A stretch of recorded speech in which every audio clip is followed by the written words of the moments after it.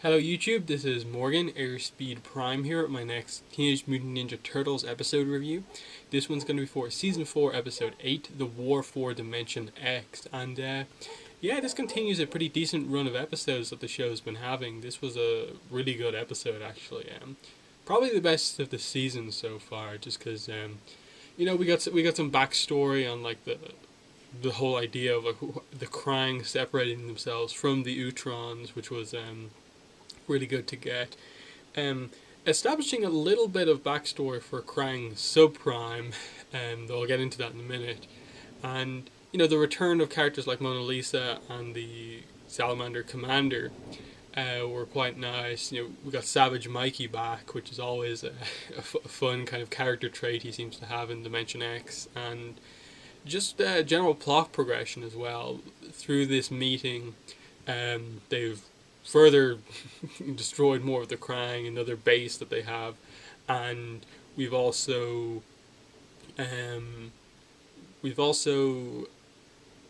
now know the two planets that the next two pieces of the black hole generator are on. So really big plot progression here, and I really appreciate that. So let's get into specifics. What I liked the most about the episode was them explaining the origins of the Krang. That it was just basically Krang Prime, who is the Utron with the name Krang, separated himself. Like, it's kind of weird, it's a he, but she has like a female voice. It's kind of weird, and then we know there are female Krangs. It's weird. Um, she separated herself from the other ones and found a way to basically make this kind of Krang hive mind. People follow her and separate herself from the Utrons, and had all these followers, and that's where that separation came in. The kind of evil side of the Krang that everyone knows them as, because in general the Utrons that were left behind are very kind of low in number. They only have a certain amount of Krang droids and a couple of leaders left. But it was also interesting to get the idea that they have a queen themselves, the Utrons, and they wanted to protect her this whole episode. And they have this council that takes a while to decide on things, but ultimately is a decent leadership, the kind of mechanism, though they don't go into it in too much detail. So I really like that whole idea that it was a little odd that they had Irma and the teacher kind of character are basically original designs of the Utrons, but it worked. They brought back those models again. It made sense. The other thing we got here was a small amount of backstory on Krang's subprime. Just getting the idea that that's not his actual name, of course. His name in the past was Knight. Now, I don't know if it's Night or Knight or some different variation of that. But it was interesting to kind of get this idea that to some extent he and Bishop knew each other, had some sort of a past, so their battles in this episode had some meaning to them. Just a little let down by the fact that Krang Subprime is a kind of absurd character. He's a caricature type character because the voice is so like odd, his personality is so odd, the things he says are so out there. So that kind of took away a little bit from what I think was meant to be a kind of pretty important reveal, like this idea that Bishop knows him as Knight, but because he's part of the Krang, he goes by this other name, Krang Subprime. Their fights did still have meaning. Like, it was pretty cool to see the two of them go at each other.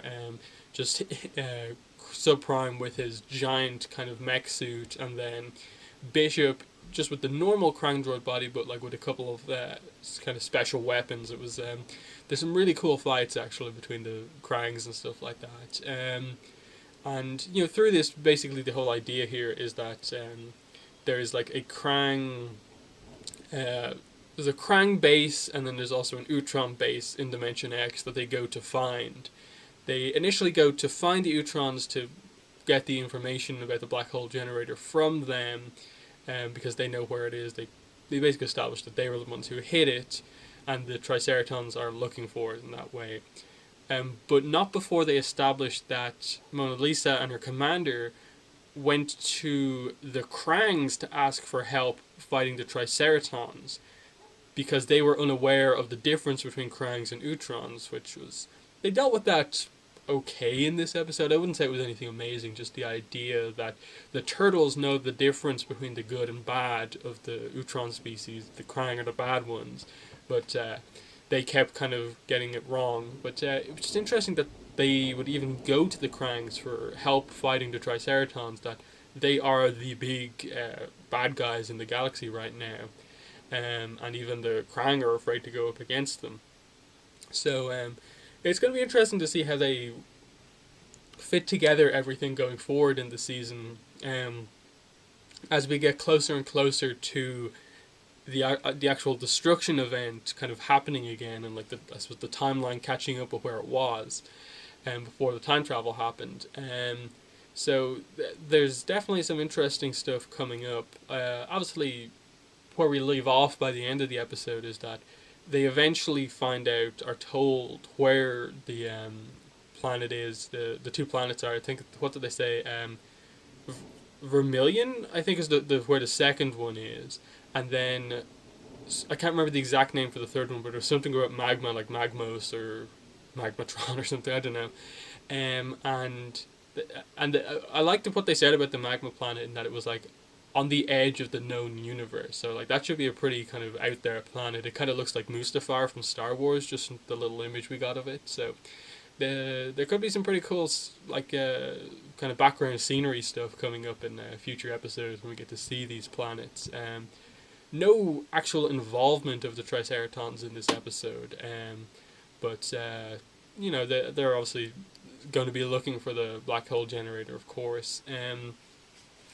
Still wondering if they're potentially going to do any sort of crazy time travel thing, like establish that, like, it was always the case that the turtles went back in time, like that always happened, like the time travel was always meant to happen, and they were always meant to try and get the pieces of the black hole generator, but them trying to stop what happened is actually what led the Triceratons to actually get all the three pieces. I'm wondering, are they going to actually do something like that? And it's just knowledge of what's about to happen that allows them to kind of save things when we get a replay of the actual events from the end of season 3. I don't know if they'll go down that road, or will they just do kind of more simplistic time travel, where what they're doing here is changing events that were expected to happen. So there's definitely some cool stuff they could do depending on what goes on, but yeah, as I said, like, lots of action in this episode. We get a whole war basically between Krangs and Utroms in this episode. I still think they're being incredibly vague about how the Krang are like destroyed or not destroyed. It's just really weird the way that kind of works, and that like they keep bringing them back. The turtles keep defeating them, but they keep coming back again. So this defeat here, like, I don't think they've destroyed Krang Subprime at all. So I expect them to come back again at some point. So I do think there will be some Utrom Krang stuff coming down the line. I'm actually struggling to remember right now. Did they defeat Krang Prime properly? Like, it was kind of odd that this episode focused exclusively on Krang's Subprime and no real mention about her. I'm probably just completely remembering what happened with Krang Prime in the end. But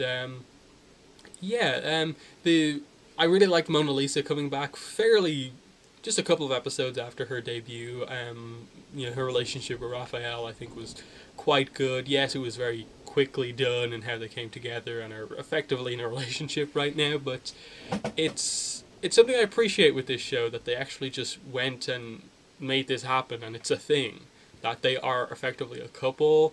They have constant scenes of them kissing all the time, and just showing that they trust each other. Like, it's effectively their relationship that brings the commander onto the turtle side in regards to trusting the Utroms when they have no idea about the difference between Utroms and Krang. So there was a good use for that relationship in this episode, and then you had a little bit more development of it, just showing you that they're both warriors. Raph is is aware of how powerful she is, and she's learning some new moves. He wants to learn from her, and just that she likes his brashness, his courage, and stuff like that. So that relationship is working. You know, of course they're not trying to develop it in any sort of really serious way, but I definitely appreciate what they're doing with it. Like at the end of the episode, they make a reference. Leo makes a reference to the fact that basically he likes mutant Karai. So um,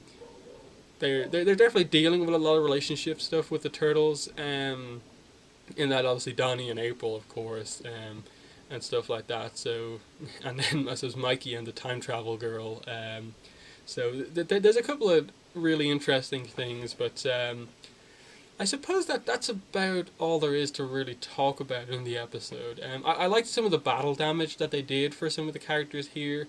Like Bishop got like his kind of fake skin blown off, so he kind of had part of that face and part of it not. So that was cool that the way they did the kind of damage throughout the fight. That a lot of people took damage, like the Irma Utron person got her head blown off, and the Krang Queen got the whole body kind of destroyed, but you got to see her in her kind of brain form. But yeah, no, no Casey, no real April in this episode, apart from like very beginning. You kind of see them there. The Turtles and Professor Honeycutt get to do most of the work here, so nice enough. There was actually, now that I think about it, there was actually a fairly big reveal that they didn't really linger on that much. The idea that the Utrons were unaware that the pieces of the black hole generator kind of taint species, like that the Aeons were basically turned dark by the piece of the black hole generator. They seemed incredibly shocked that this had actually happened, because they were convinced that all the pieces were safe where they were because they were protected by that species, but in fact the Aeons were tainted by it. So they are now aware of how dangerous it is, and it doesn't need to just be hidden anymore, it needs to be destroyed. So there must be some fancy way that they're going about destroying this. I think that's about all there really is to the episode. In terms of character development, a little bit of Bishop, a little bit of Krang Subprime, and just the Utroms in general. You got the Mona Lisa and the Commander both kind of realizing that they were wrong about the Krangs, like judging them all, the whole species, as being just evil by default, without realizing that like the species isn't called the Krang. The Krang is like a group of Utroms that is evil. The Utroms as a people are not evil by default. So that was a nice kind of thing to really make very clear to the audience, as well as a lot of the characters. Oh, and of course I forgot, Savage Mikey, or Dimension X Mikey. I always like seeing this come back, that they make fun of him at the whole start of the episode, like, science, you don't know any science, you can't understand simple concepts, you're really dense. Immediately go into Dimension X, and he's the only one who has any idea what to do. He instantly has all the skill, knows the name of all of the different creatures, and can effectively somehow manage to see through cloaking devices in Dimension X. So really cool that they give him this skill. They obviously haven't like explained exactly what's going on here, like how he has so much skill here, but I suppose it's just the idea that he's smart in this dimension, not so smart in the other dimension. But always fun to see, just even like Professor Honeycutt is impressed with how awesome Mikey is, and you effectively have the whole episode Mikey leading them because he's so knowledgeable about the dimension. So I did really like that. So that's been the episode. Definitely one of the much more positive episodes this season.